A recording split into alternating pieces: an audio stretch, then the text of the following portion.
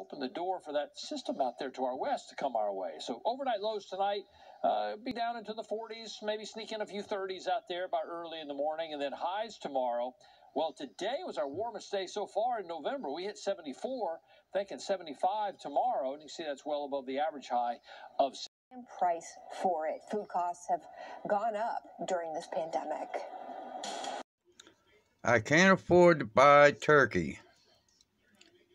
So I guess this is what I'll have for Thanksgiving and Christmas. He is expected to be charged with interstate interference with child custody. A major step forward in Georgia's afternoon. Deputy Marshall was shot while responding to a call in Houston on Friday. Authorities say the suspect, 43-year-old Jessica Worsham, fired the shot, striking Deputy Marshall. Another deputy on scene returned fire, killing Worsham. The GBI is conducting an independent investigation into the deputy-involved shooting.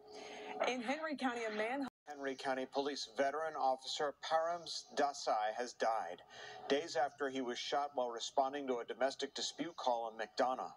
The department says, quote, Officer Desai... We have told you and we've showed you the different technology tools law enforcement tries to use to keep themselves safe and you safe. Now there's an enhancement that's being used in London and New York, will soon be available right here in Atlanta. Hollywood uses weapons for make-believe. There is technology depicted in an example by a blue highlighter that could make a real weapon visible, so to speak, for law enforcement purposes. If an officer is having our system connected to their work app, they all have cell phones usually. They could be walking the beat. They might see somebody that's wanted. The system might see someone holding a gun that the human eye can't see. And it can get a real-time alert detection and send you the location of that person. Artificial intelligence software, how does it work? So throughout the city, where there's high-rises, buildings, city cameras, they're everywhere. So what we created is a software that uses AI, and we integrate into their existing camera systems. And the software can detect patterns or certain behaviors, loitering, for example. But can the technology result in a controversial profiling by law enforcement? We use faceless recognition. So, for example, we have a lot of car break-ins. We have a lot of muggings inside these high-rises with the luxury condo buildings. We might not see the person's face because everybody's wearing face masks now due to COVID-19, but we can remember that that person had a red sweatshirt on, and we could track that person. So we want to make it as easy as possible, not just for law enforcement, but also for businesses that have patrols on site, that have concierge on site, that want to get real-time alerts around what's going on. Now, aside from the security application, there's another reason why the managers at City Hall might be interested in the AI application, and I'm going to show you. It's road conditions. This software can detect where there are potholes. From Northeast Atlanta, I'm Morse Diggs, Fox 5 News.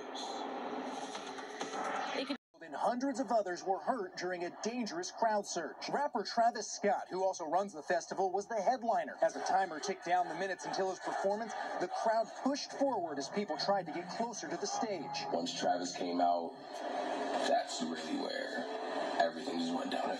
As soon as he jumped out and onto the stage, it was like an energy took over and everything went haywire. People in the crowd described feeling the air get pressed out of their lungs.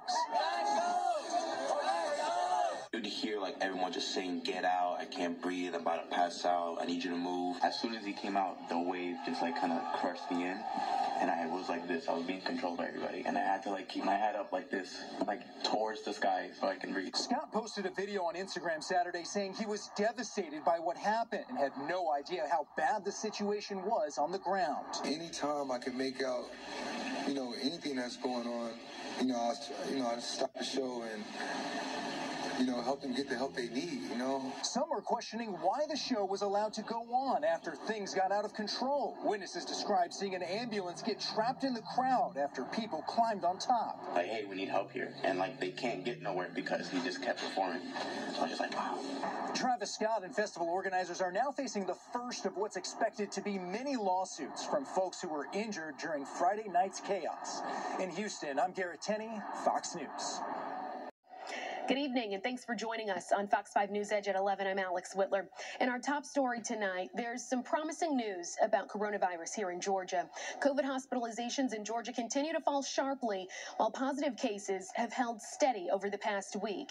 And as News Edge reporter Rob DiRienzo explains, this comes as children ages 5 to 11 across the Atlanta metro area get their first shots. The falling hospitalization rate is definitely encouraging news, especially following those big gatherings for the World Series.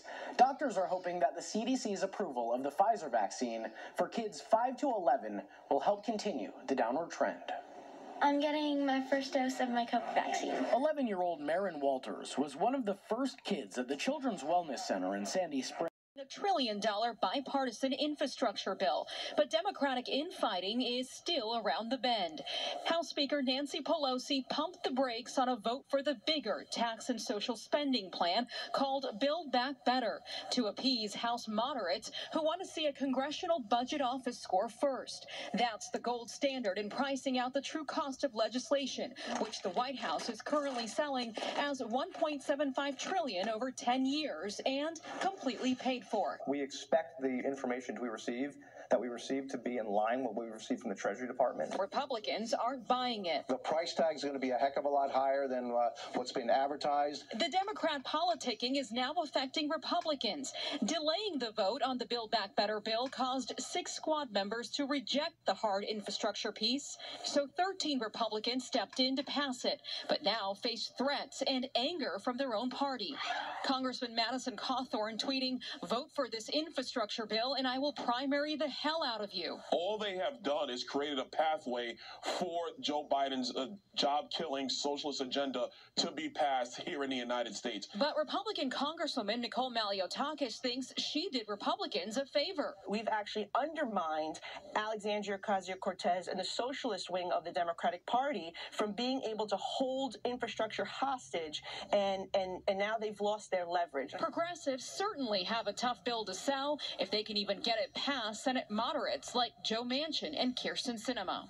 And the timing of the CBO score could also be problematic. It could take up to 2 weeks to come back, and Democrats already have a lot on their plates. The extension to fund the government expires on December 3rd, and the looming debt crisis also returns around the same time.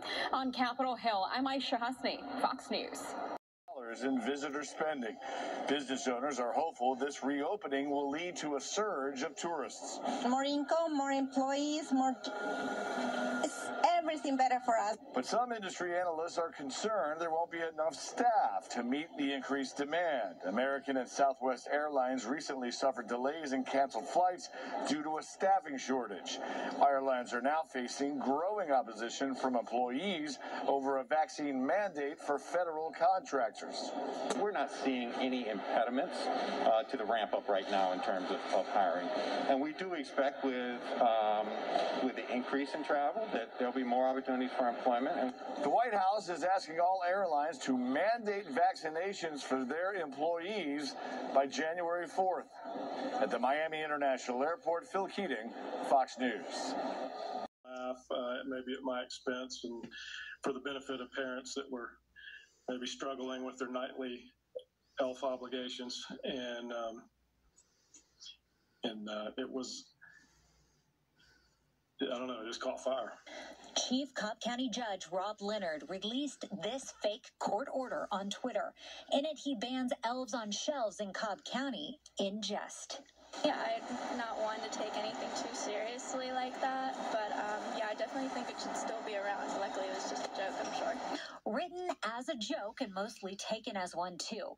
Now his Twitter following has more than doubled, and his family's elf, Elphys, now sits behind him during this interview. My elf, I thought he was gone, but he got famous, decided he was going to come back and make an appearance. That is Elphys. Judge Leonard told me many times he and his family love their elf and the Atlanta-based company Elf on the Shelf. I spoke to the good people over at Elf on the Shelf today, and they had this to say. On behalf of the Elf on the Shelf Scout Elves, Santa would like to assure the children and families of Cobb County that the Honorable Judge Leonard has no jurisdiction over Christmas cheer. The Scout Elves will be bringing their holiday magic and an extra measure of joy to all of those celebrating this season. I did get a statement from the North Pole. Oh. And from the Elf on the Shelf people. And Santa's checked twice. You are on the nice list. I am. I'm surprised. I thought that this would probably get me on the naughty list, but that's good. That's good. I'm glad. The state on to say Judge Leonard's Scout Elf reports he's actually a jolly good fellow. Judge